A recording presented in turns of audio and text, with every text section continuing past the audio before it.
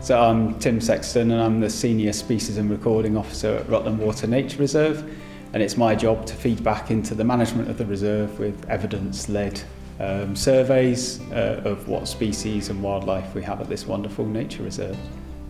Wildlife in the UK really has reached crisis point. We've just had the latest State of Nature in the UK report come out for 2023, and the headline for that document was that the UK is one of the most nature depleted countries in the world.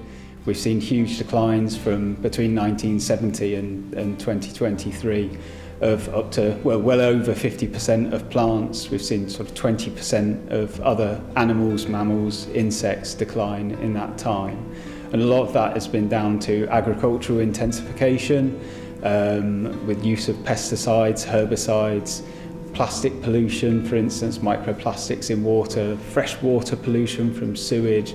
There's a whole host of different factors, most of which are human-induced, that are contributing to these historic declines of species in Britain. And the only other factor is of course global climate change, which species are struggling to adapt to. Things like insects, for instance, can adapt quite quickly to climate change, to a warming climate. But species like birds perhaps can't adapt as fast, and as a consequence they're seeing big declines as well. Rutland Water's probably most known for its osprey reintroduction project. It became extinct in England in 1847 as a result of persecutions, human persecution of the birds, and later became on the brink of extinction in Scotland as well. And when Rutland was created in the mid-70s, there was always a desire to see ospreys return to England.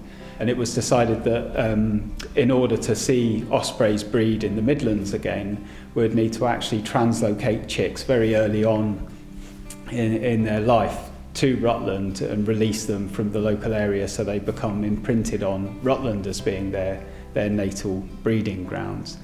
So we looked from 1996 to remove some chicks from nests in Scotland where they'd already become quite well established as a breeding bird again. And we brought the chicks to Rutland, 64 chicks in total, before, I think 2 or 3 weeks before they were ready to fledge from their nest. Hand-fed them, allowed them to become familiar with their surroundings, released them when the time was right and they were able to fledge.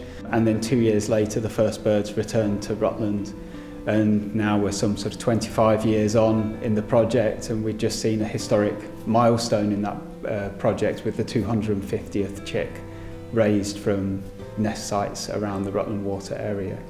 It's been a huge success.